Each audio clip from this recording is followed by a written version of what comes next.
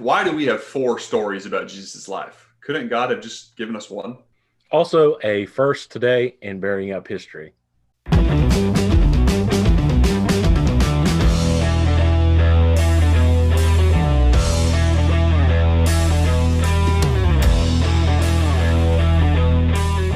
Thank you, everybody, for joining us today. We have got a very special episode ahead for you. If you're listening right now, don't turn it off. It's going to be good. It's going to be great. Zach was looking at the outline beforehand. He's like, wow, this is a deep episode. This is going to be good. And I can't take credit for that, but I'm excited for it. Zach, how are you today, man? Doing good. Yeah, and I'm very excited about our topic today and our guest. We're getting into some kind of critical theory and critical analysis of Scripture today. So that's going to be fun. It's going to be good. I'm excited for it. But before we get into that, Zach, I have a really big question for you.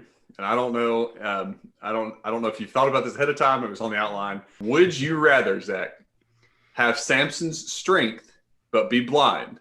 So basically Samson at the end of his life.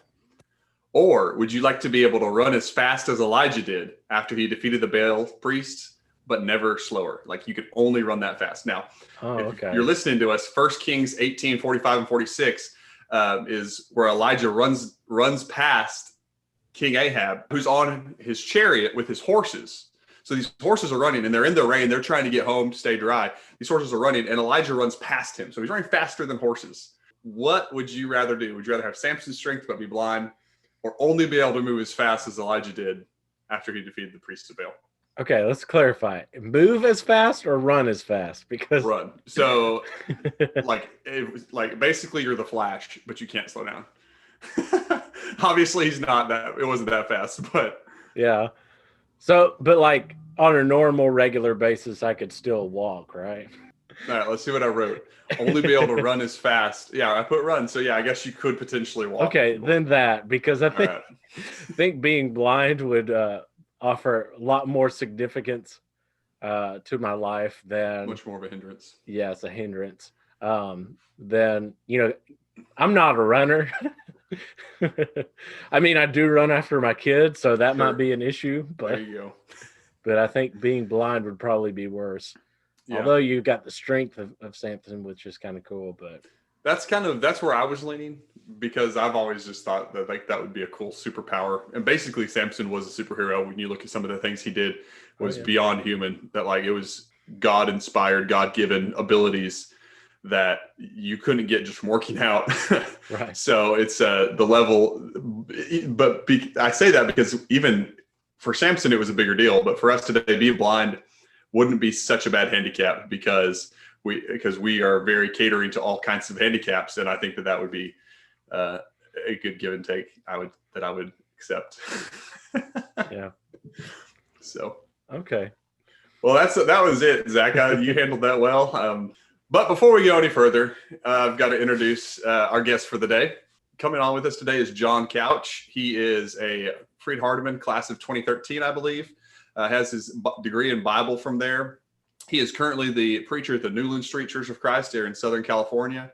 He is also my cousin-in-law. Cousin-in-law, I guess is the correct term. He married my cousin, but we were also roommates at Freed Hardeman for a semester. So he's more like a brother than anything. But I'm glad, John, that you're on with us today. How are you, man? I'm doing great. Thanks for having me. And I just want to give one slight correction. I'm one of the preachers at the Newland Street Church of Christ, not the only one. Okay. Well, I appreciate that correction. We're so glad to have you on, man. I'm going to attribute all of the quality of the content today to you, because I really just was like, what do you want to talk about? And you've kind of taken it from there. And so I'm excited for this, but before we get into it, we're going to have some interview questions for you. Sure. I want to know your answer to the icebreaker. I'm going to have to go with Zach's answer. I don't think I can handle being blind. As someone said, George Costanza, I can't be blind, Jerry. The blind are courageous. There you go. Wow. That's a good one. Well, John, I could go into detail because we're family, but I want to just tell our guests a little bit about yourself. I told you to live in California. Give us a intro into your personal life. So I grew up in Fayetteville, Arkansas, and went to Freed-Hardeman, of course, and then met my future wife there. And she's from California, so the Central Valley of California, which is where so many of our produce comes from that part of the country. And Carissa grew up in that area, my wife, and she was my foot in the door, so to speak, to a congregation up there where she grew up. And so I worked there in Visalia, the West Visalia Church of Christ, for about 4 years. And it was an internship that was supposed to be 2 years, but as the preacher there says, I kind of flunked and needed to stay another couple of years. No, I stayed a couple extra years, which were really wonderful. But then when the time came for me to move on, I moved down here to Orange County, which, if you're not aware, is a giant city. A little bit of culture shock for me, but it's definitely the one rule we have down here is that you don't call us LA, because we're not LA. We're south of LA.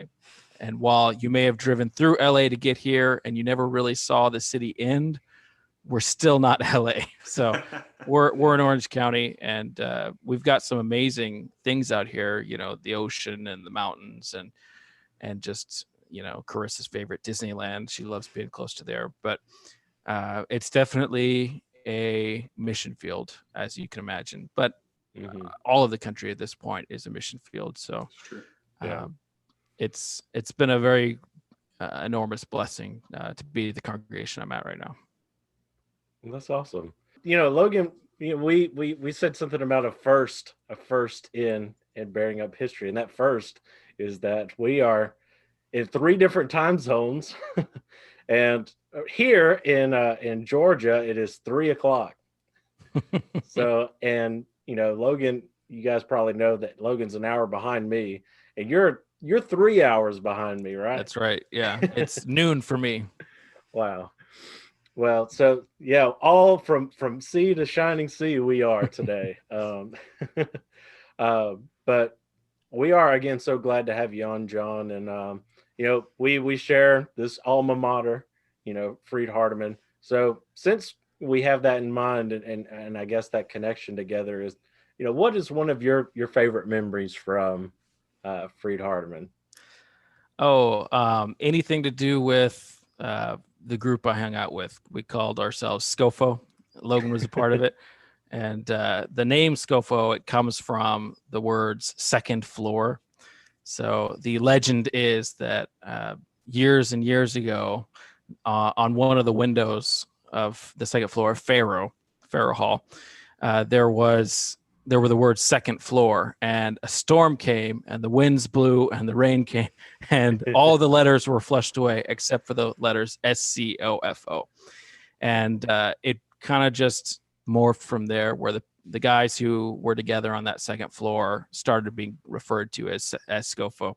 And we took that name and we kind of went with it. And I think my proudest accomplishment that Scofo ever achieved, I'm going to get in trouble for this one, is when we won the single A basketball intramural game, championship game.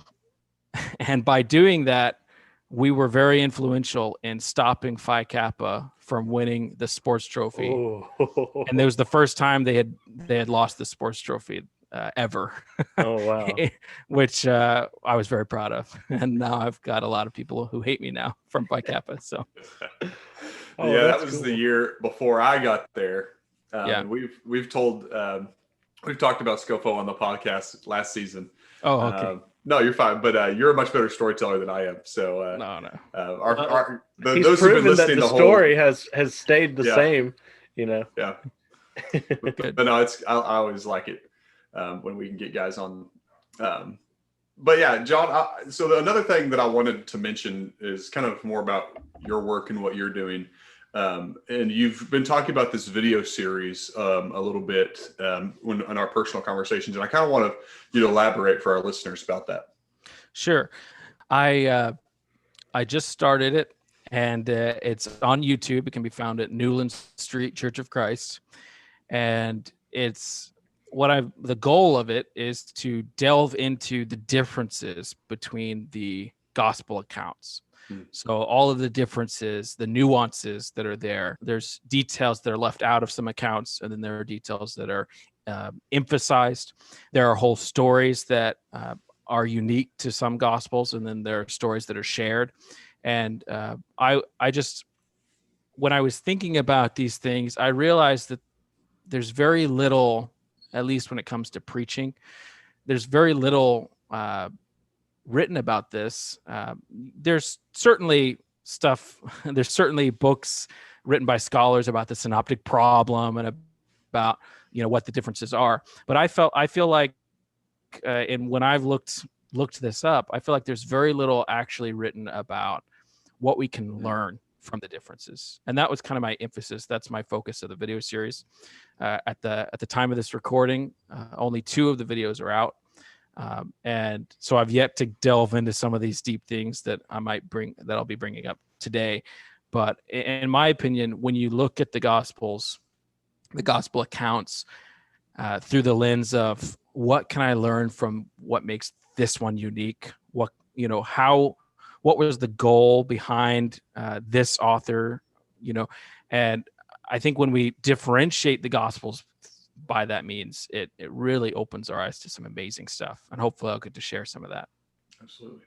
Yeah, I'm excited to really dive into that with you on this podcast as well today. But before we get into that, you said that you were one of the preachers there, and we're going, I guess this is a different direction, but just to learn more a little bit about you. So you have another preacher there. Do you have, youth ministers or anything like that? How big is the congregation there? We're not that big. Okay. We're big by Southern California standards, which I guess is a sad thing.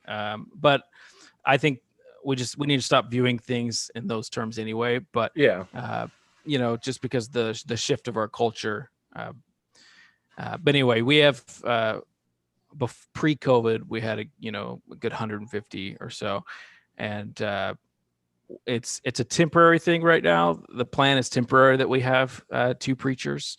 The preacher I work with is his name is Richard Shields, and he's been there for 20 plus years. And the plan was to bring me in and kind of over a period of time have him eventually retire, and then I would take up, so to speak, his mantle.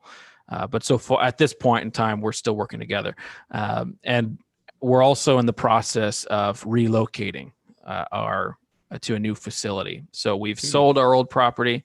It's kind of a big step, in my opinion. It's a very courageous step. I'm very proud of our congregation, just how open they've been to the need that we have to really change things up, because we had a giant building that was built for 700, the auditorium was built for 800, 700 people. And, it's hard to work with a facility like that when you're trying to reach the community. And there's some other factors at play as well. It's expensive to keep such a building, up and running. So we sold the property right before COVID hit. It was kind of perfect timing, God's timing, I truly believe. But now we're meeting with another congregation, the Ball Road Church of Christ. We're meeting in their building, and we're hoping that we have I'm very optimistic that we have a bright future ahead of us. But we've yet to find a new facility at this point.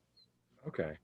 Well, I hope that goes well. I hope that y'all find a good facility. But, the reason why I asked though is because, a lot of ministers, folks that, watch this show, they have they're the only minister. Some don't even have elderships. That's something we're trying to work through right now. So it's just me. So the reason why I ask is, what is it like to kind of have, this tag team, a ministry team kind of thing going on. Honestly, I think it's the way it's meant to be. Yeah. Jesus sent them out 2 by 2. Yeah. We see in the mission trips with Paul, he didn't go by himself.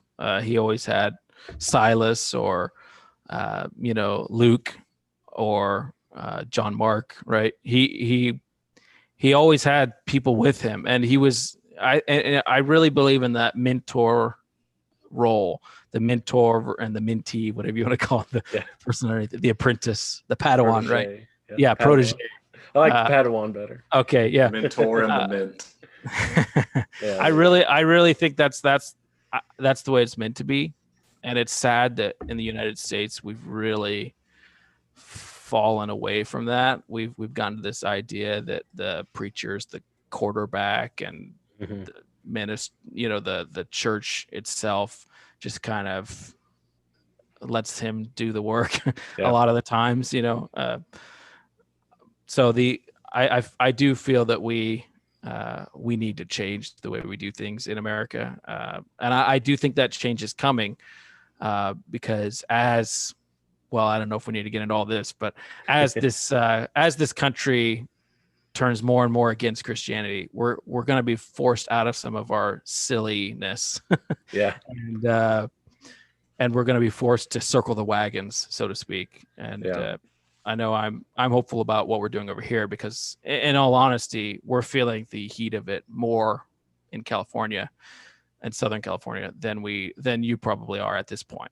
But the change is coming anyway, to everyone. And so I think I've been so blessed. I've never had to be a preacher by myself, never had to go without eldership. And I have high respect for ministers who do that, because I don't know if I could. Well, I know that, we're excited to get into this other part here. But before we do, why don't we take a break? Thank you so much for watching with us today. Don't forget that our Teespring shop is closing on March 31st. Starting today, or really, I don't know if Zach did it early, but at least today, we're going to be having a sale on there. So go ahead and check that out before that goes away. And then we have a big announcement Thursday, April the 1st. So don't miss that episode. Huge announcement coming about the future of the podcast, and we hope you join us then. Well, welcome back. Thank you for sticking with us. We're going to start diving really into discussion now. I wanted to keep that interview portion short because I'm really excited for what we're talking about today, and I don't want to take any time away from anything that John has or anything that Zach might have either. But I feel slightly underprepared for this. No, you're good. You're a preacher. You'll be fine. You'll be fine. All right. Critical scholarship is something I'm a little bit removed from. But, it'll come to you as it flows. Yeah, I'm sure. But we teased it in the beginning, and John, you talked about it a little bit about the why do we have 4 gospels? And there's a simple answer that if my daughter's 3, when she's 5, 6, if she comes up to me and asks me that question, I have a simple answer I can give her. But sometimes, that's not always the best solution, because not everybody's a 5, 6-year-old. There are people. So, for example, when I was a child, if somebody were to tell me 2 + 2 is 4, I'd say, great, works for me. Knock it off. My brother's totally different. My brother, who's been on here, if you tell him 2 + 2 is 4, he wants you to prove it. And he wants you to tell him why. There's people like that. And that's why we need to talk about things like this, because those are the people who say there's 4 gospels and there might be a little bit of a discrepancy. Done. Whole Bible's out. And if we aren't able to accurately explain to them the situation and why this is the way it is, then you lose those people and those critical thinkers who could be so powerful for the kingdom. So anyway, there's the teaser.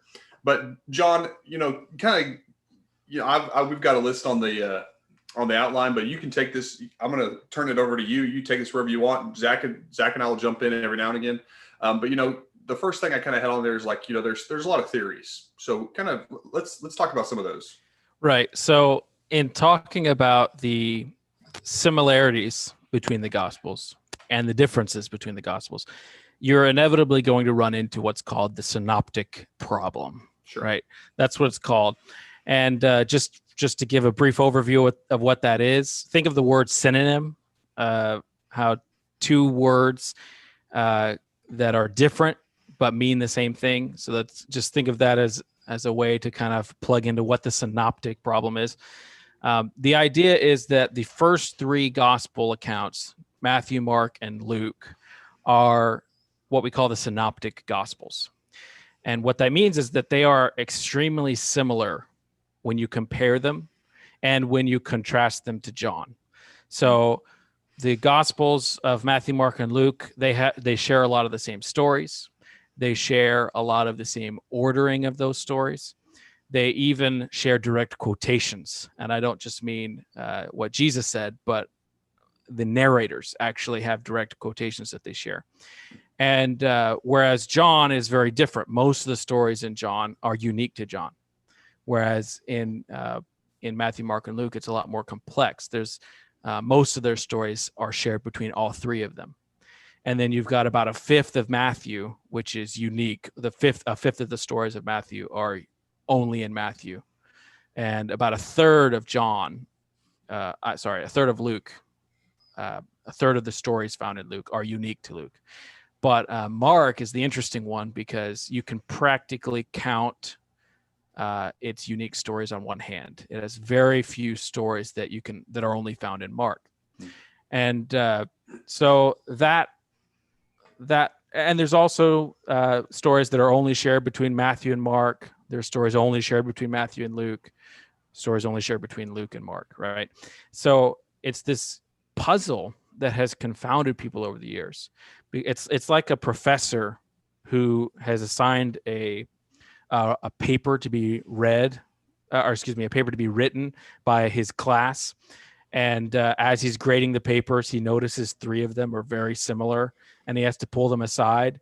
And I'm not saying that the gospel writers cheated or anything, but there's a sense in which if this were a professor looking at papers, he would then have to find out who the cheater is.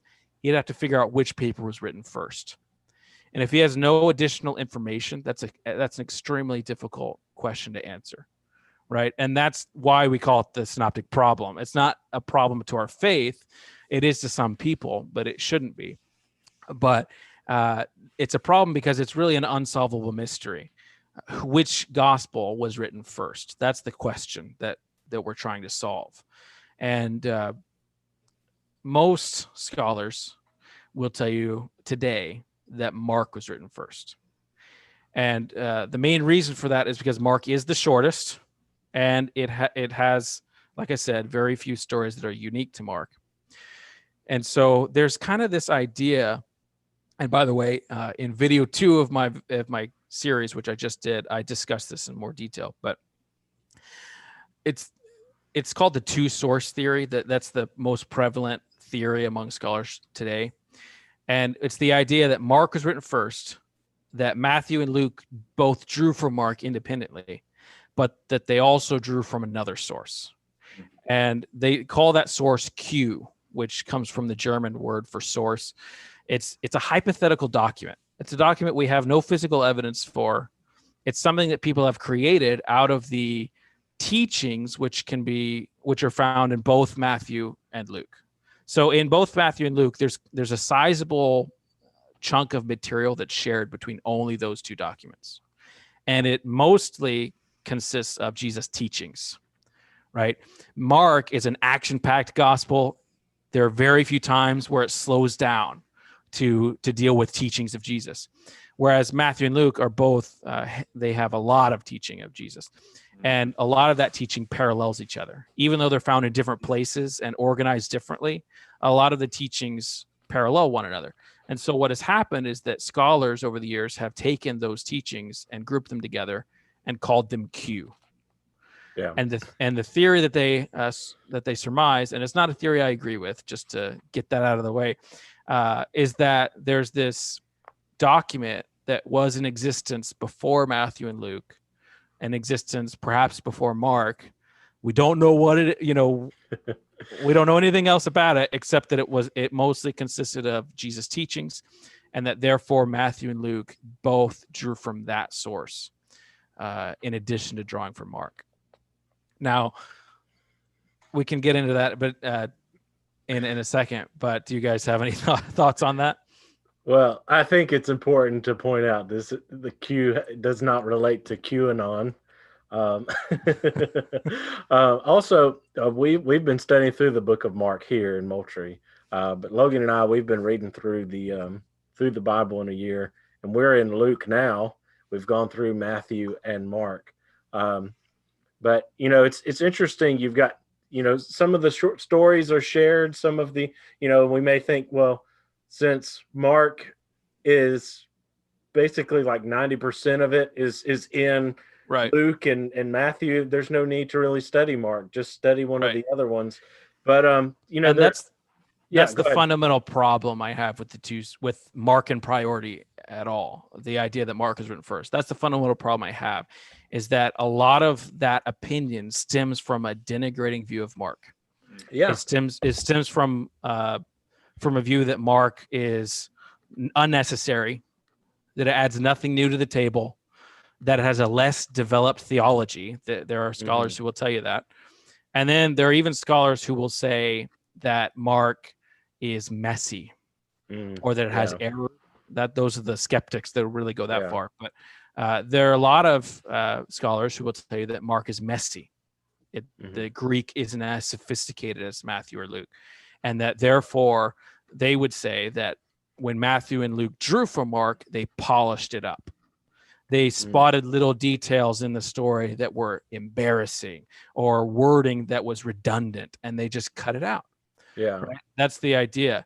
So that's my main problem with the two source hypothesis, or with any Mark and priority hypothesis, is that a lot of it is based upon a negative view of Mark. And I think a proper study of Mark shows that to underplay its mastery is a severe mistake, right? Oh yeah. Mark is an amazing book. We're studying through it as well at our congregation right now, and it's an amazing book. And I think some of those quote unquote redundancies that they talk about can very easily be explained by another theory entirely. So if you would allow me to introduce the other theory, that one that I'm leaning toward more at the moment. I want to give a disclaimer quickly. There are plenty of good Christians who believe in the two source theory. There are plenty of good Christians that believe in Mark and priority, right? We don't all have to agree on this issue, right? But a lot of Logan, you disagree. No, you're good. I wish my disclaimer, I wish more people had that attitude about more things, but go ahead. I agree. Yeah. But what's interesting is that this viewpoint, which almost all of scholarship agrees on now, is very new. It's a very new viewpoint. It's not something we've believed until like the last 100 years, right? And immediately when you said new, I was like 100 years. Exactly. Yeah. That's pretty new. I mean, sorry, go ahead. No, I mean, it's new. We've had these scriptures right for 2,000 years, and now we're talking about only the last 100 years. All scholars know the answer suddenly. It's just it bothers me that it's recency bias. C.S. Lewis called it chronological snobbery. I love that phrase. Chronological snobbery. That's perfect, and it perfectly represents a lot of things, a lot of people in modern times, like scientists and biblical scholars as well. It's just this idea that we who live in modern times are smarter than everybody who came before. Therefore, our answers are right, even if our answers go against hundreds and thousands, literally thousands of years of tradition. It doesn't matter. All that, they were simpletons. We're the smart ones. It's, and I'm painting with a broad brush. They have really good reasons for believing what they believe, but I think it's a huge mistake to ignore what's been taught before, especially with regards to the early church fathers. So the early church fathers, we call them the patristic witness. There's fancy words for it, but these are the first ever biblical scholars, or first ever New Testament scholars, right? They lived in only a few generations after Jesus. We're talking about the years 150 AD to 300 AD. We're talking about very recent in terms of his, looking at things through the historical lens. We're talking about pretty recently after these documents were written, and recent after Jesus did all the things he did. These are the very first biblical scholars, and every one of them agreed that Matthew was written first. Every one of them. And they also, many of them will tell you that Mark was written either last or second, but they'll tell you that they won't really get into the order of it that I've seen, but they will tell you that Mark is actually a collected documentation of a sermon or sermons given by the Apostle Peter. Yeah, and there's a connection, it seems, with Peter for sure. Yes, this is where it really kind of blew my mind, and it changes the way you read Mark, because if you view it as a sermon that needs to be listened to rather than just read, right? I would highly recommend to everyone go and listen to the Gospel of Mark, listen to it in its entirety. It's about 2 hours, and it is, I think it really, something clicked for me when I heard it out loud rather than reading it. A lot of those unnecessary repetitions, right, that scholars point to and say are redundant, they make perfect sense if it's a sermon, right? Yeah. Because spoken language reads differently on the page than something that's meant to be read. I know when I write sermons, I'm sure it's the same for you guys. Whenever I write a sermon, I'll add in repetition, because I know that someone who's listening doesn't have the ability to just rewind time and hear what I said again, right? So I add the repetition in purposefully. So the idea here is that what the church fathers said matches perfectly the internal evidence. Wow. So if you would indulge me, I'd like to read just a couple of the things that the church fathers said. By the way, I want to give a shout out to this book. It's a very quick, easy read. It discusses why four gospels, as you can see, but it really discusses the theory that I'm bringing up right now, which is that Matthew was written first, and then Luke, and then Mark was a sermon which used both Matthew and Luke. Okay, that's the idea here, that Peter was giving a sermon in Rome, and we know he was in Rome through First Peter, his letter, one of his letters. We also know Mark was with him in First Peter. We find that out. So the idea here is that Peter was giving a sermon in Rome, or a series of sermons, and it was Mark's job to make sure that what was spoken got written down. And it was probably also Mark's job to organize it in such a way to make it a cohesive document. That's a possibility. But this is basically what many of the church fathers tell us. So I'd like to read just a couple of quotes from the church fathers. So again, this comes from the book Why Four Gospels. David Allen Black, he calls it the fourfold gospel theory, and he breaks it down really in a really good way. It's not like he's the only one who thought this up, but it's a very good book if you want to get a taste. So he documents the church fathers and what they say. So here's Irenaeus, who lived from 130 to 200 AD. And in his writing, I think there's also Eusebius is involved here in this quote as well. So here's the quote. So Matthew brought out a written gospel among the Jews in their own style. When Peter and Paul were preaching the gospel at Rome and founding the church. But after their demise, Mark himself, the disciple and recorder of Peter, has also handed on to us in writing what had been proclaimed by Peter. And Luke, the follower of Paul, set forth in a book the gospel that was proclaimed by him. Later, John, the disciple of the Lord, and the one who leaned against his chest, also put out a gospel. And let me read also from Clement of Alexandria, who again lived 150 to 215 AD. He said, Mark, the follower of Peter, while Peter was publicly preaching the gospel at Rome in the presence of some of Caesar's knights and uttering many testimonies about Christ, on their asking him to let them have a record of the things that had been said, wrote the gospel that is called the Gospel of Mark, from the things said by Peter, just as Luke is recognized as the pen that wrote the Acts of the Apostles. And this is an interesting little note that we don't have time to get into, but he says, and as the translator of the letter of Paul to the Hebrews. So, in other words, Clement of Alexandria. We need to get Spencer on here. Okay, yeah. I know. He thought of Hebrews as being written by Paul, but translated by Luke. That's pretty cool. You. Yeah. I wrote a paper on that at Freed. Spencer Shaw, if you're listening to this, there you go.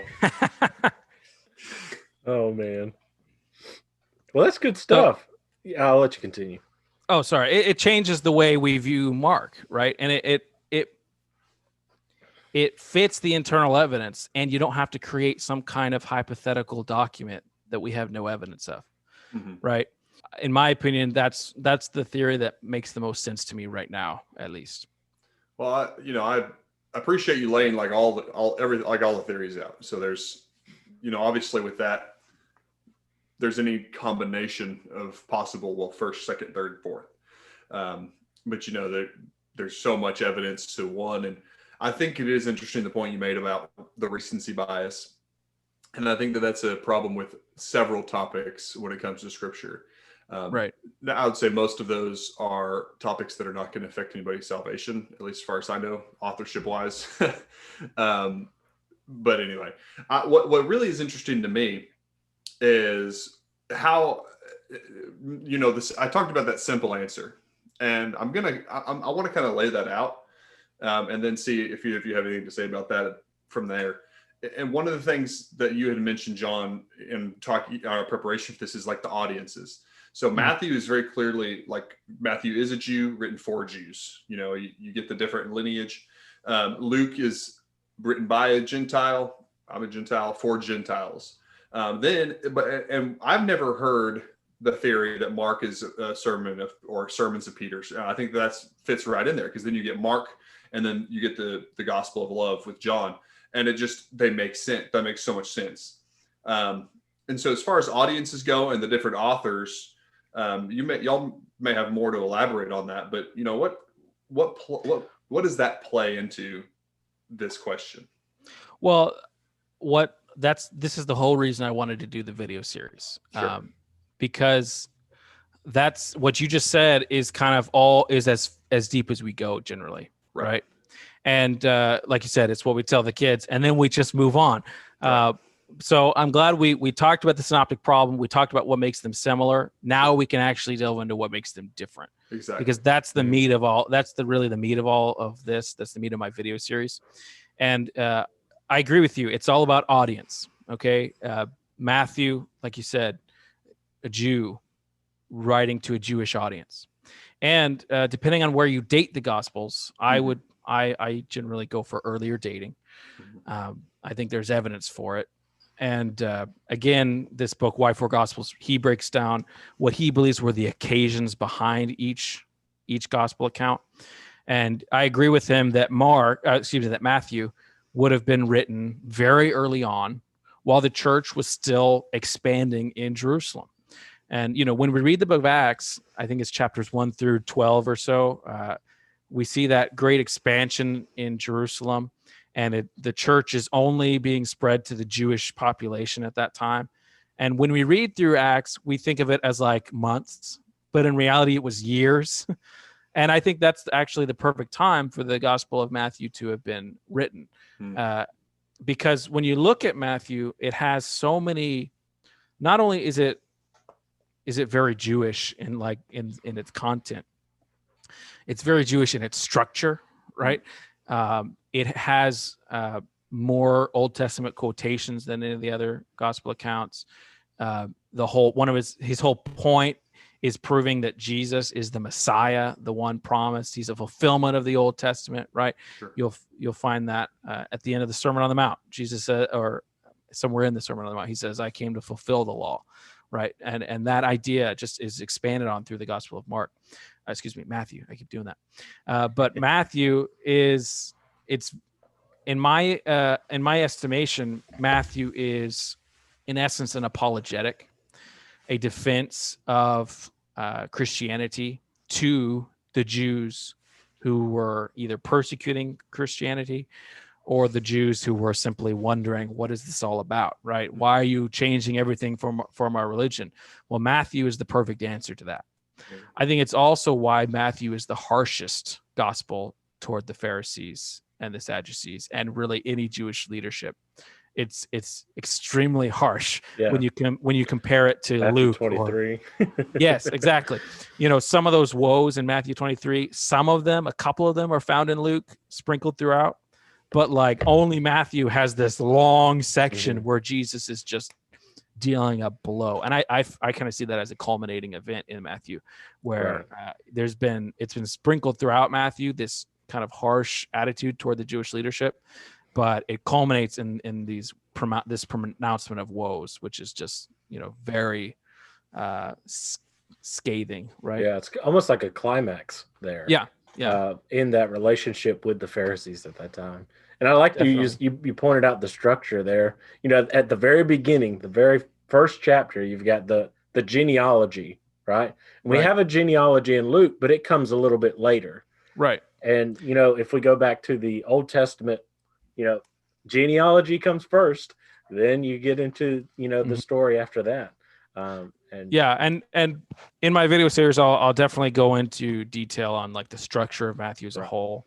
I think the Bible Project video on Matthew does this really well, talking about the discourses of Matthew, where there are really 5 giant sermons in Matthew, kind of placed throughout with stuff before and stuff after, and many have pointed this out. And I think it's accurate that this is pointing back to the Torah, the 5 books of Moses. And so it's just even the structure, even how everything is organized is for a Jewish audience and showing them that Jesus is a fulfillment of the old law. But then we look at Luke, it's very different, right? Luke has, again, a lot of the same material. It's one of the synoptic gospels. But I think of Luke as you said, written to a Greek audience, probably an educated Greek audience. The Greeks really enjoyed reason and philosophy, and they were kind of the modern, or the ancestors of modern science and things like that. So that's why, in my opinion, Luke gets into more of the historical details than Matthew or Mark. But more so than that, I think you'll see as you look through Luke, there is an emphasis on the global implications. There's an emphasis on the universality of Jesus, not just to the Jews, but to the whole world, right? And I think of Luke as a proclamation that Jesus has come to turn the whole world upside down. I think that's what Luke is all about. And well, we can look at some of the details that kind of point to that. But if that's the case, then it would make sense that Luke was written later, once the church started expanding into the Gentile audience.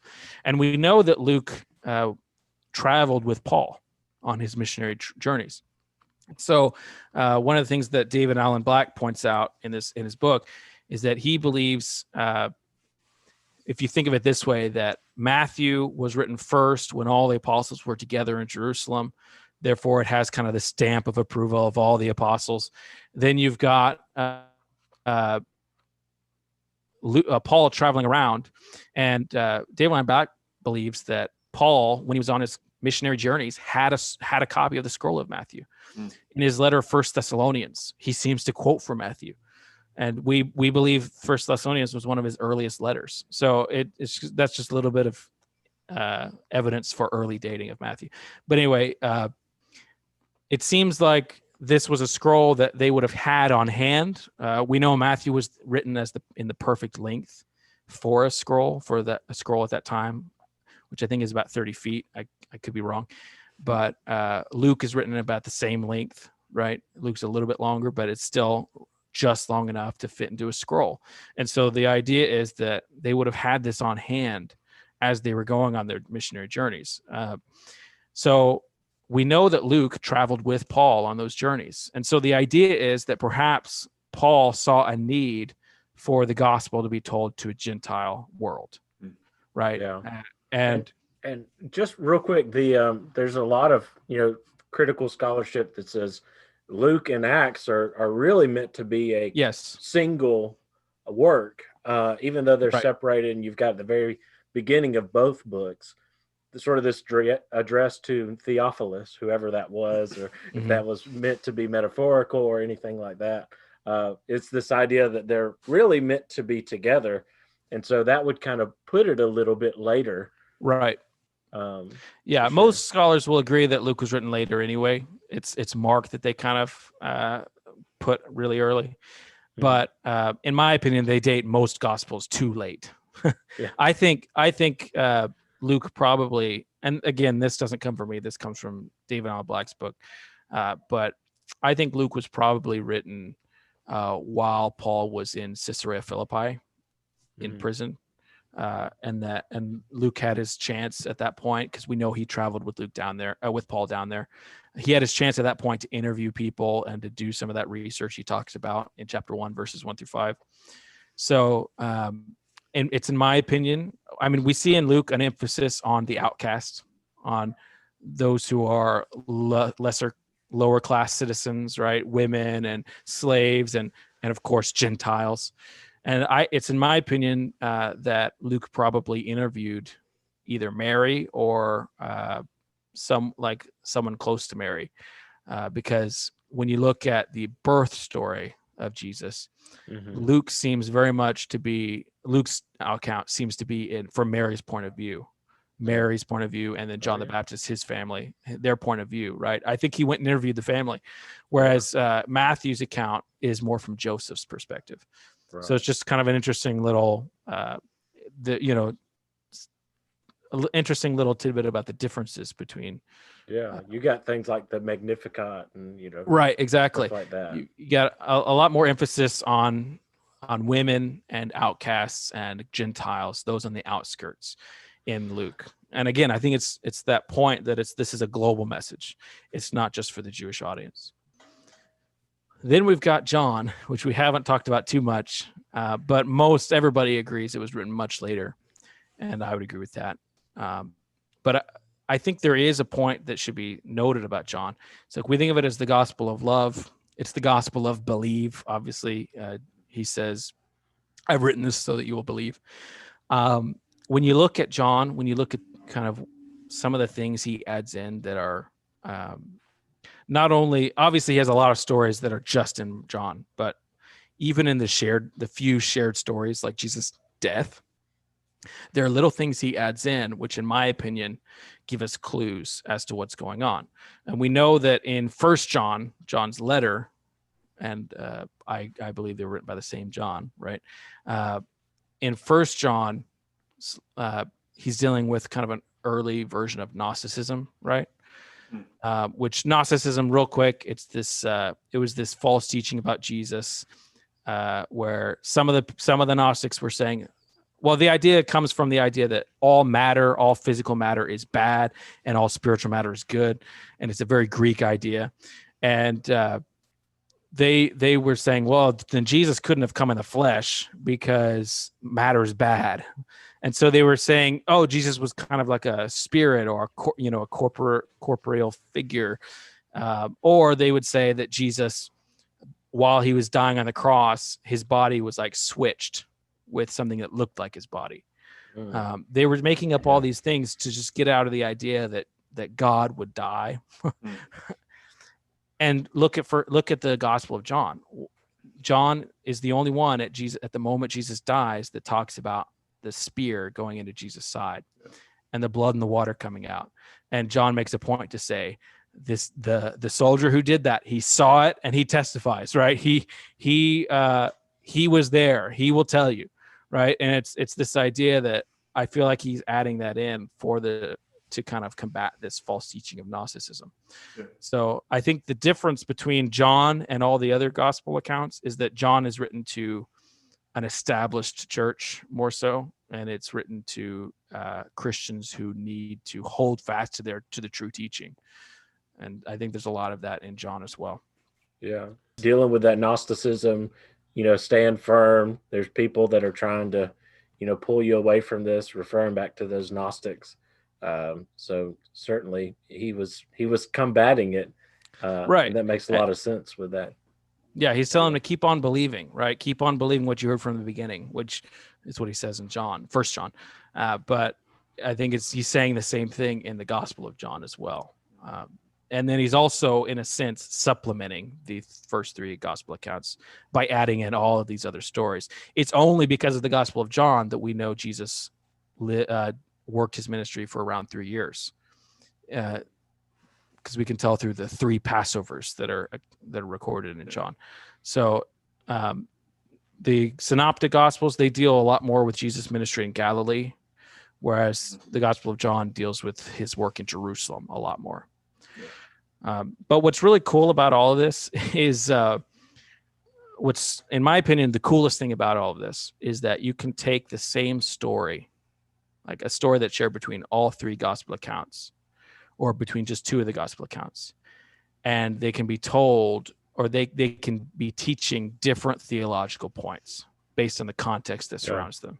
And I think that's amazing. Mm-hmm. And I think that's the real answer to why. Why do we need 4 gospels? Because some of these stories are so profound that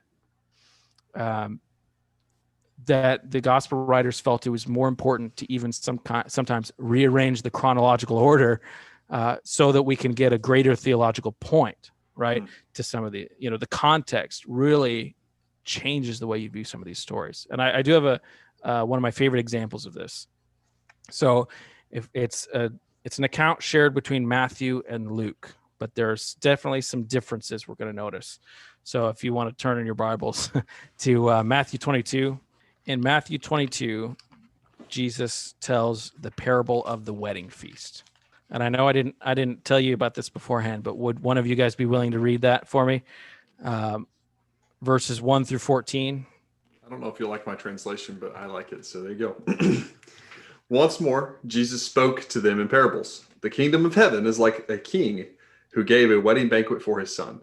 He sent out his servants to summon those invited to the banquet, but they didn't want to come. Again, he sent out other servants and said, tell those who are invited, say, I've prepared my dinner. My oxen and fattened cattle have been slaughtered and everything is ready. Come to the wedding banquet. But they paid no attention and went away, one to his own farm, another to his own business.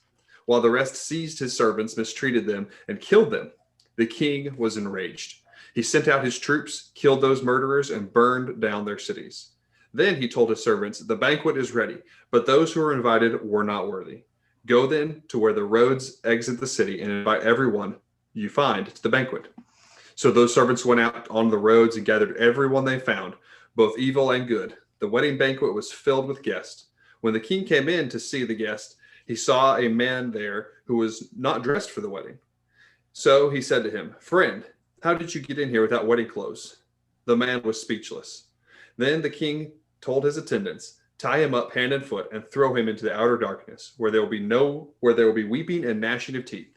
For many are invited, but few are chosen. Okay, so just keep that parable in mind as I read Luke's version. Okay. Where's this coming from in Luke? This is in Luke 14, verses 12 through 24.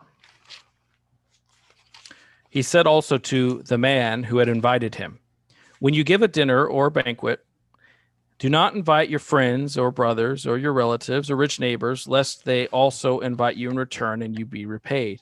But when you give a feast, invite the poor, the crippled, the lame, the blind, and you will be blessed because they cannot repay you, for you will be repaid at the resurrection of the just. When one of those who reclined at table with him heard these things, he said to him, blessed is everyone who will eat bread in the kingdom of God. But he said to him, a man once gave a banquet and invited many. And at the time for the banquet, he sent his servants to say to those who had been invited, come, for everything is ready. But they all alike began to make excuses. The first said to him, I have bought a field and I must go and see it. Please have me excused. And another said, I have bought 5 yoke of oxen, and I go to examine them. Please have me excused. And another said, I have married a wife, and therefore I cannot come. So the servant came and reported these things to his master. Then the master of the house became angry and said to his servants, go out quickly, for the streets and Go out quickly to the streets and lanes of the city and bring in the poor and crippled and the blind and lame. And the servant said, Sir, what you commanded has been done, and still there is room. And the master said to the servant, Go out to the highways and hedges and compel the people to come in, that my house may be filled. For I tell you, none of those men who were invited shall taste my banquet. Okay. So first of all, what do you think this parable is about? It's about the kingdom of heaven. It's about the kingdom of heaven. Good answer. It's about the Jews rejecting Christ at first. Right. It's about the people who were invited in the first place, the Jews, rejecting Jesus. And you could also say that there's a sense in which it's Jewish leadership, it's Jewish Jewish people of the first class, right? Mm-hmm. And whereas it's the outcasts, those who are the sinners, mm-hmm. and also Gentiles who are being invited into the banquet that the others rejected. The ones who should have known Jesus rejected him, and yet all these outcasts, they flocked to him. And of course, Gentiles throughout the world come to Jesus when in many cases the Jews still reject Jesus. Mm-hmm. And so it's this idea, it's this amazing idea, of the kingdom of God, right? It's a banquet. But when you read those two stories back to back, I hope you notice some striking differences in how they were told, right? Yeah. In Matthew's account, it's very harsh. It's very harsh toward those who rejected the banquet, right? And there's an element of that in Luke's account, but Luke's account seems much more interested in emphasizing the outcasts being brought in, right? And those on the hedges, the Gentile audience, right? So it seems to me that while these parables are the same, and Jesus probably repeated the parables, over and over, these parables are the same parable, but they're told to two different audiences. One is told to the people who actually rejected Jesus, and it's a harsh condemnation of them. And then the other is told to those who are now being invited out in the world, and they're saying, hey, come join us. So it's a very different feeling between these two, but it's the same parable, right? And so if we were to take all of the stories of the Gospels and cut them out of their books and try to put them together in chronological order and make what we think of as what we all wish we had, right? A lot of people wish they had this, is a fifth gospel, which is all of it in chronological order, right? And what we do is we decide, okay, well, anything that's shared, we'll take the one that's the longest, or we'll take, what I mean? What are we missing when we do that, right? We're missing out on some amazing theological points. And I think that's the answer to the question, why do we have four gospels? Yeah. It's so that we can be taught more than one thing, right? Yeah. Jesus is more profound than can be documented in one book. And obviously, we could have had more gospels, and that's an interesting discussion. But at the end of John, what does John say? He says, all the books in the world couldn't comprehend this, right? Yeah. But at least we're given four rather than just one, right? And so we're given so much more depth, I think. Sorry, I took over there. No, hey, it's perfect. Fine. It's been a good. I have learned a lot, and that's the point I wanted to make about the there's people out there who will not accept 2 + 2 is 4. Oh, okay, great. It's just that's not reality. And so I appreciate that, because people like you who can do that full time and who can study that full time, and Zach, who's been there, I've been there as well. I think that's our responsibility, because there are people out there who need answers, and I think that God puts it in our heart to give them those answers. Let me just show you one thing, and I don't know how it's going to show up on camera, but one of the things I've done to study this is I've embarked upon a very difficult journey, but I think it's worth it in the end. And that is, I've highlighted, I bought these ESV journal Bibles, and this one is just Mark, and I have one for each gospel. What I've done is I've highlighted everything based on how they're shared between the synoptic gospels. So I color coded it so that Matthew's red, Mark is yellow, and Luke is blue. Therefore, anything shared between Matthew and Mark is purple. Anything shared between Mark and Matthew is orange. Anything shared between Luke and Mark is green. And then anything shared between all three is brown. And it took me quite a while, but I went through. Notice how much yellow's in there. This is Mark, right? Mark may not have many stories that are unique to Mark, but there's so much that is there's so much here. You can see all that yellow, can't you? A little bit faintly. It's faint. Sorry. Hopefully you can see it. But anyway, there's so much in there that Mark adds that I think from Peter's firsthand account, which adds to the meaning and the depth of some of these stories. Mark's stories are usually longer when you compare them to the others, even though it has fewer stories. Anyway, the last thing I'll say is that please look up the video series on this subject. I've filmed 2 so far. The third one will hopefully come out soon, and it's on Newland Street Church of Christ, our YouTube channel, and they're called Why Four Gospels. That's what the series is called. Okay, and there will be a link to that in the description.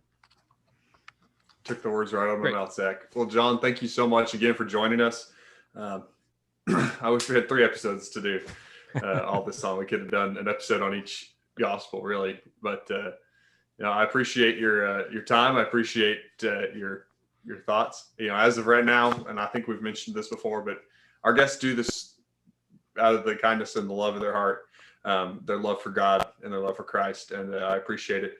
In the future, maybe we'll be able to send you a mug or something, but as of right now, it's pro bono. So, John, we appreciate you. Love you, brother. And let's pray as we close together.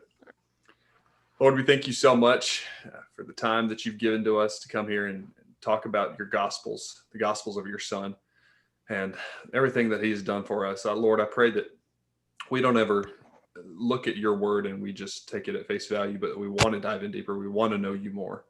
And I'm thankful for men like John and Zach who want to dive in more and want to know you better.